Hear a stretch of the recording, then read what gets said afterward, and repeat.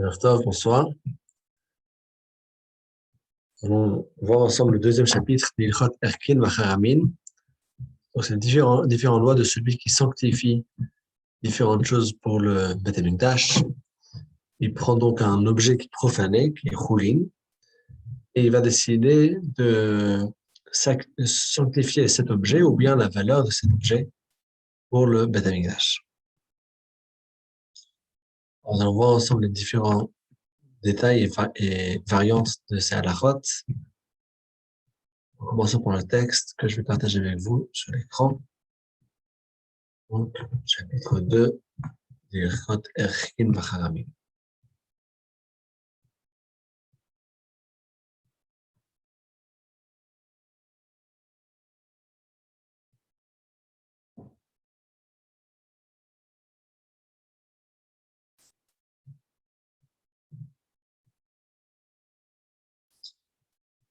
Dit le Rambam dans la première halakha, Omer, Erech yadi o erech eini o regli alay, או שאמר ערך יד זה או אינו עליי לא אמר כלום. ערך ליבי או כבדי עליי או ערך ליבו של פלוני הכבדו עליי נותן ערך כולו, וכאן כל איבר זה שאם נתן מן החי ימות, יאמר ערכו עליי נותן ערך כולו.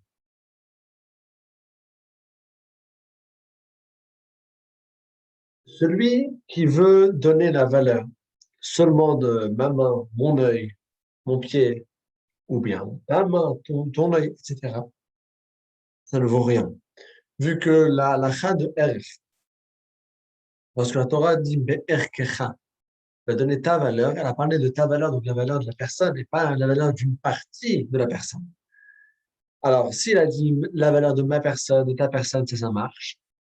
Et pareil, celui qui dit la valeur de ton cœur, de mon foie, des organes que la personne ne peut pas s'en passer. Alors là aussi, c'est une formule qui est valable. Et ça voudra dire qu'il donne la valeur de la personne entière, vu que s'il donne le cœur, dans son cœur, il n'y a rien.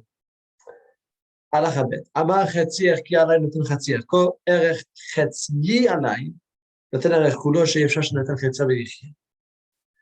Si la personne dit, oui, je sais que j'ai une valeur entière, moi je vais donner la moitié de ma valeur, ça marche. Il n'a pas coupé sa vie en différentes parties, non. J'ai mon RR, je donne la moitié de mon RR. Ça, c'est une phrase qui peut être validée. Mais par contre, celui qui dit la valeur de ma moitié, si on coupe la personne en deux, il ne pourra pas vivre. Et donc, dans sa moitié qu'il donne, dans sa dépense également l'autre moitié. Donc, il devra donner la valeur de toute sa personne en entier. Alors, Gimel, la Omer, Dmei, Yadi Alay, או דמי יד פלוני עליי, שומעים אותו כמה הוא שווה ביד וכמה הוא שווה בלא יד, נותן להקדש. כיצד נמכר הוא כולו ישלם 50. ואם אחרי חוץ מידו ישאר ידו זו לבעלה ולא ילקח בכלום, שווה 40. אם שזה יתחייב לשלם להקדש 10, וכן כל כיוצא בזה.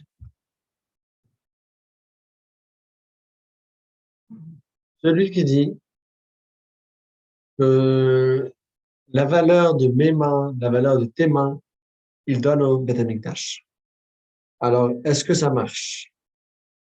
Alors, il y a une différence entre Dami ou de Meizé Alay par rapport au RR. C'était expliqué dans le chapitre qu'on a vu hier, dans le chapitre 1, Halakha tête. Vraiment, on avait dit que les Damim, quand une personne dit qu'il donne de l'argent, une valeur d'argent, donc la valeur spécifique de la chose, c'est pas la même halakha comme le RR. RR, c'est une évaluation fixe. Voilà, tous les hommes de tel âge à tel âge, dans telle tranche d'âge, ils ont telle et telle valeur. Donc ça, c'est une valeur d'évaluation fixe. Ça, c'est ce qui s'appelle les erkim. Tandis que les damim, c'est la valeur concrète et actuelle. Et c'est donc par rapport à ça qu'on dit ici. Dans ce chapitre, on voit, donc, en se basant sur la règle qu'on a déjà vue dans le chapitre précédent, une personne qui va découper le RR et va donner une évaluation fixe, mais juste de son œil, de sa main, ça ne vaut rien. Par contre, la personne qui dit Dmei Roshi, Dmei Yadi, Dmei Yad Ploni, Dmei Aini, Si la valeur concrète et absolue, alors là, ça marche.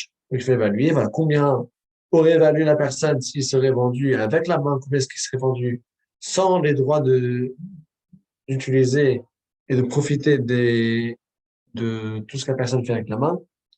Et dans ce cas-là, c'est la différence du prix qui devrait être payé. הלכה דלת הלכה נלמדת.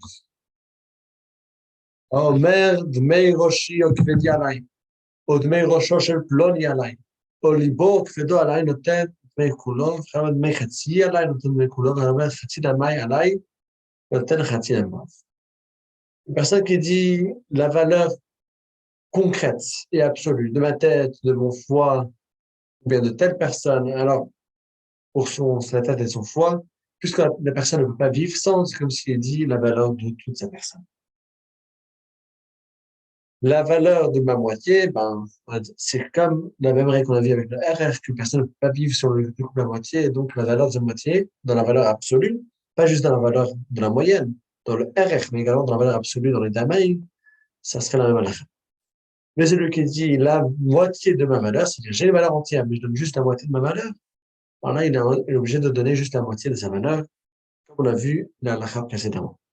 הלכה היא, האומר משקלי עליי, או משקל פלוני עליי, נותן משקלו כסף, כסף, זהב, זהב, כמו שפירש, אבל משקל ידי, או רגלי עליי, בין כמה אני ראויה לשקול, נותן לו מה שפירש, עד אחד היד זה, עד האציל, והרגל עד העקוב, והמשמידרים הולכים אחר לשון בני אדם.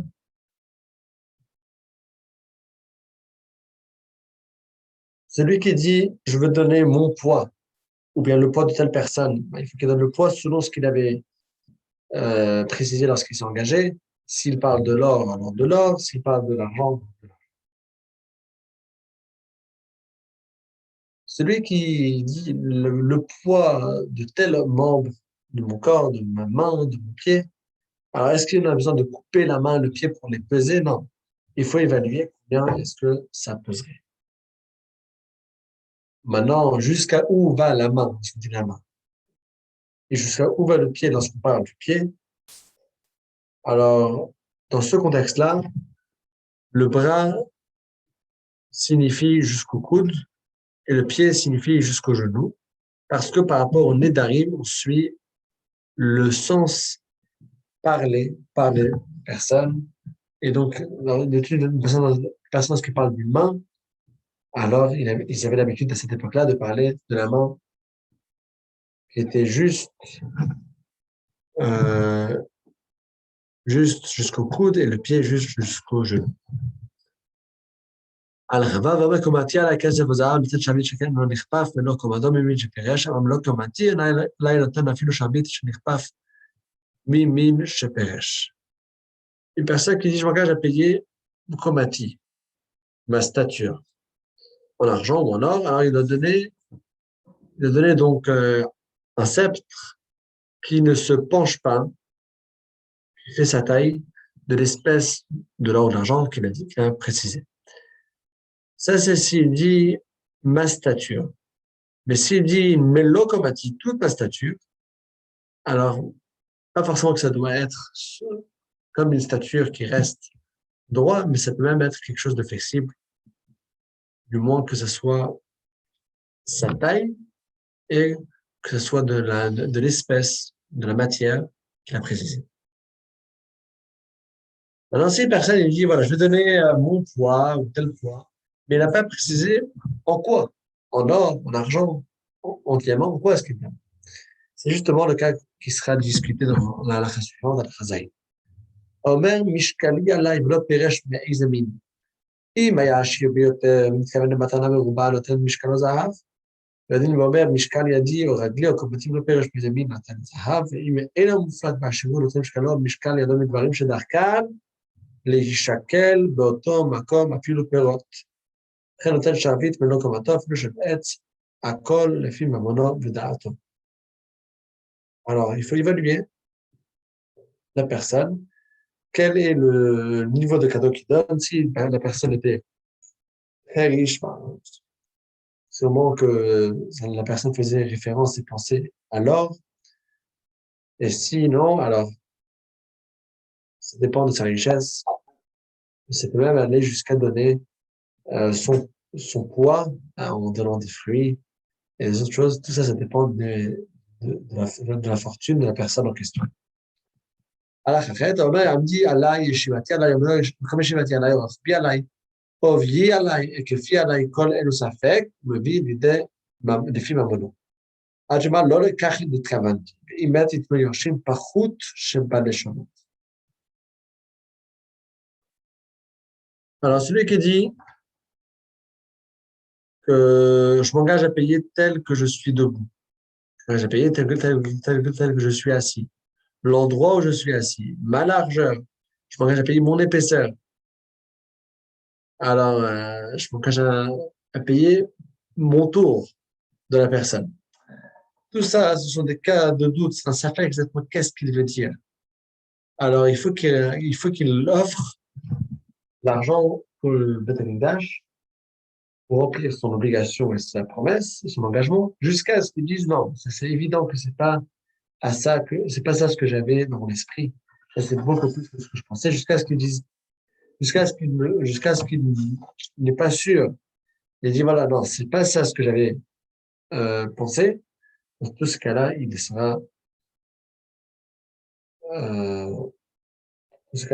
dans tout ce cas-là, il devra payer jusqu'à ce qu'il arrive au niveau dans lequel il est sûr que c'est pas ça.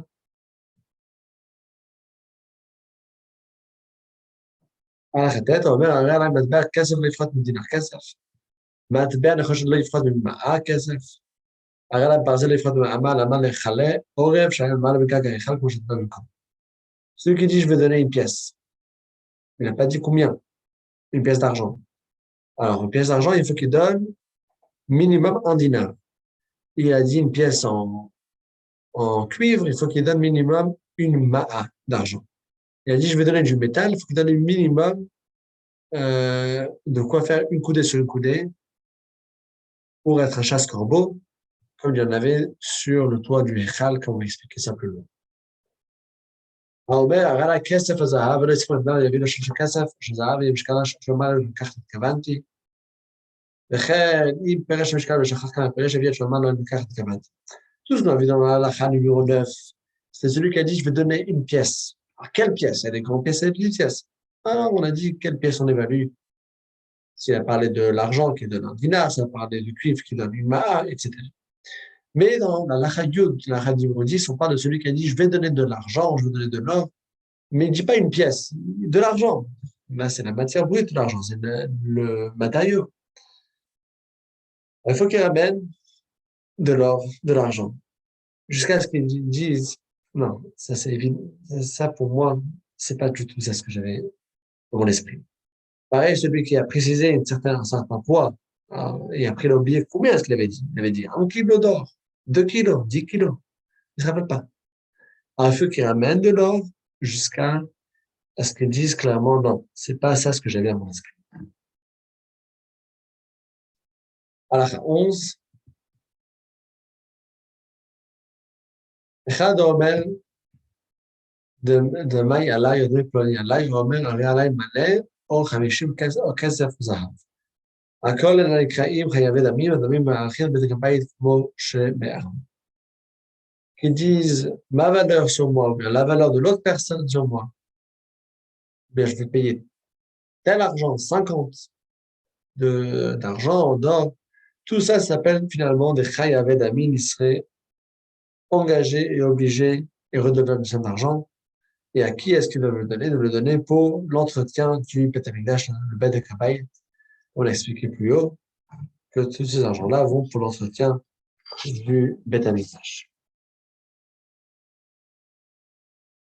À la suivante, on va voir qu'il y avait différentes pièces pour donner la tzedaka dans le Beth Amikdash. À la 12.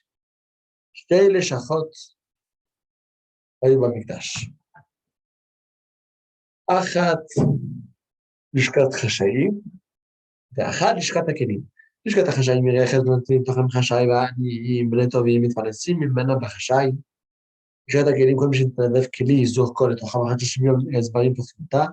כל כלי שנמצא בצריך לבדק הבית, מניחים אותו ואנשם נמכרים ואין נופלים ללשכת בדק הבית.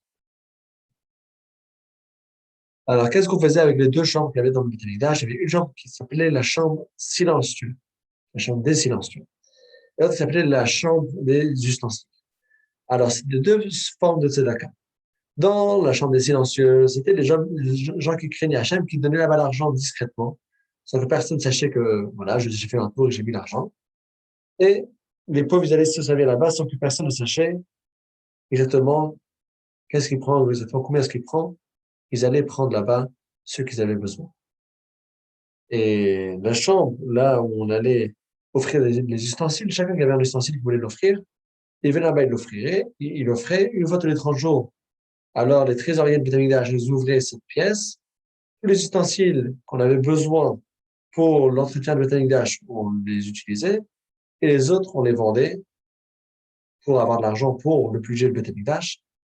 Et donc, l'argent devenait kadosh et l'objet pouvait être vendu. Dans ce cas-là, la kedusha, elle est donc transférée vers l'objet. Alors, la halakha suivante, elle dit dans la Yud Gimel, et c'est la dernière halakha qu'il y a dans ce chapitre. וצריכו לקודשי מזבח ולא הספיקו להם תרומת המשכן, מוציאים את הראוי להם לקודשי בדק הבית. אבל אם הוצרכו לבדק הבית ולא מצאו לשכת בדק הבית, לא מספיק להם, מוציאים הראוי להם מקודשי המזבח.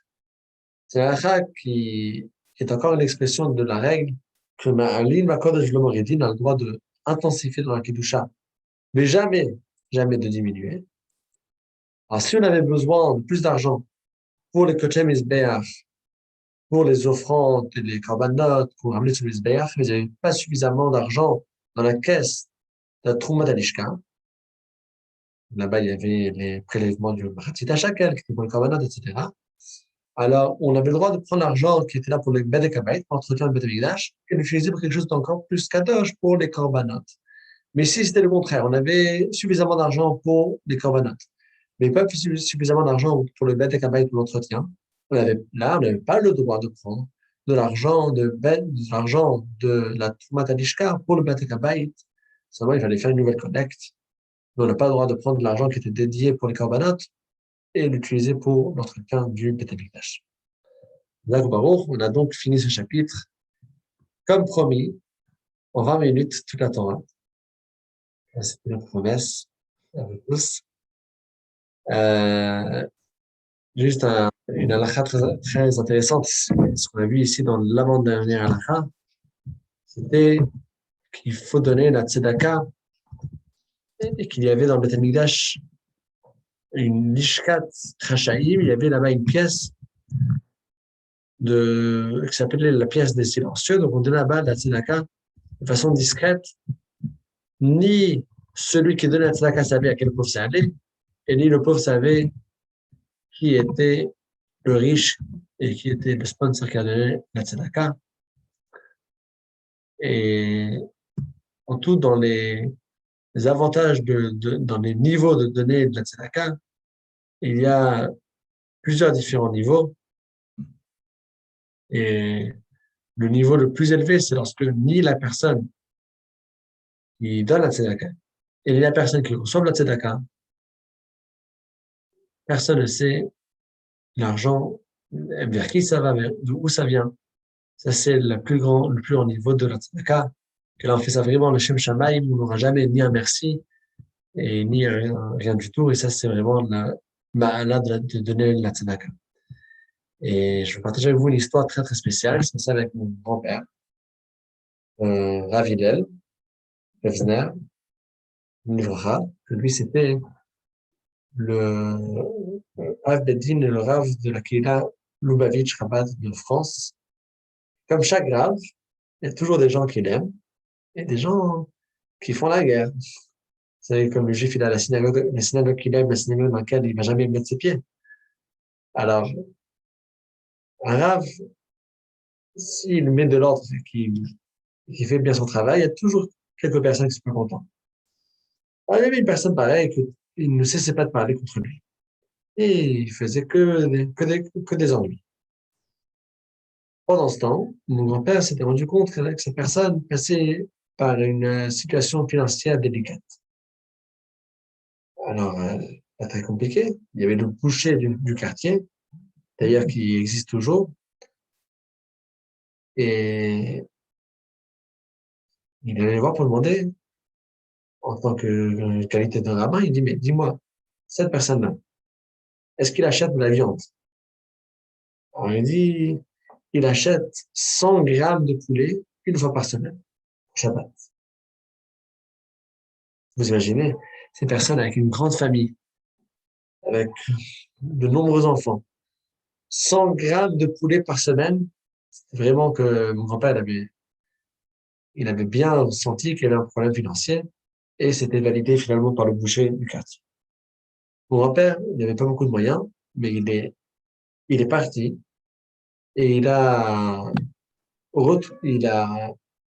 pris ses dernières économies qu'il avait, il a ramené une grosse somme d'argent et il a donné ça au boucher. Il a dit, écoute, j'ai un service à te demander, prends cet argent et tu vas mettre ça pour du crédit pour ce juif-là. À chaque fois qu'il vient dans la boucherie, je le donne largement tout dont ce qu'il aurait besoin.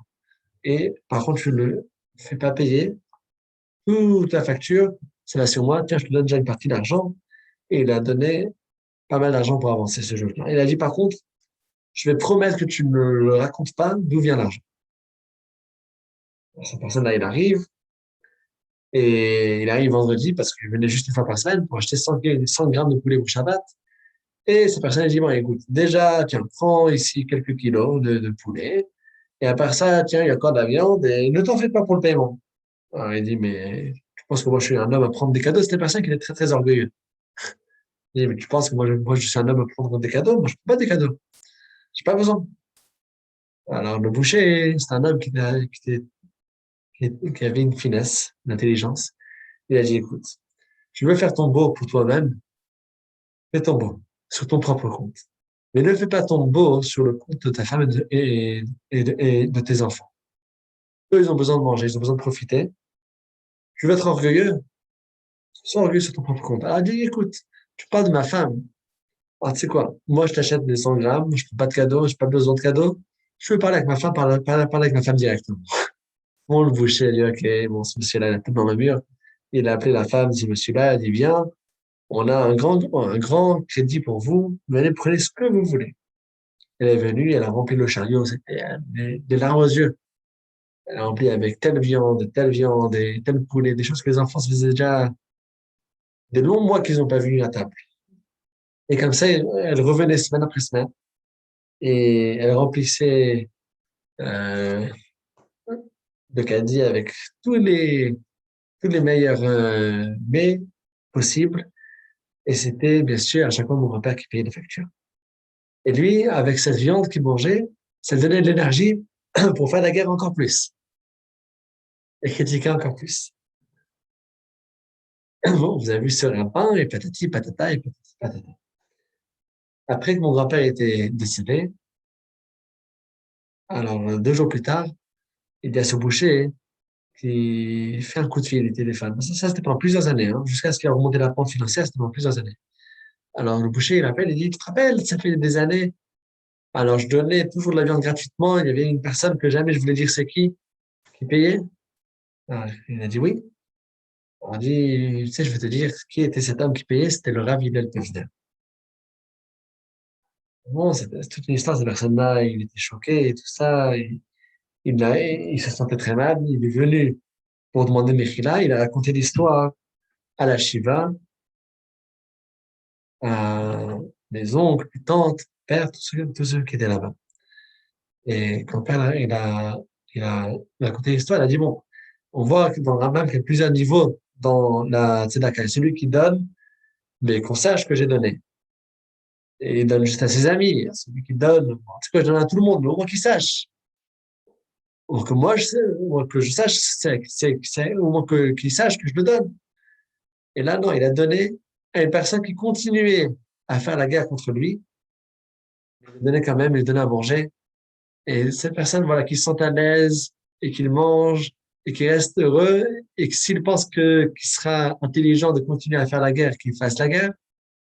Mais l'essentiel, c'est que aucun juif ne reste souffrant avec Navat Israël sans limite. Et ça, c'était une des pièces qu'il y avait dans le Beth Amikdash, qui s'appelait la Lishkat Rachaim, la pièce de ceux qui étaient discrets.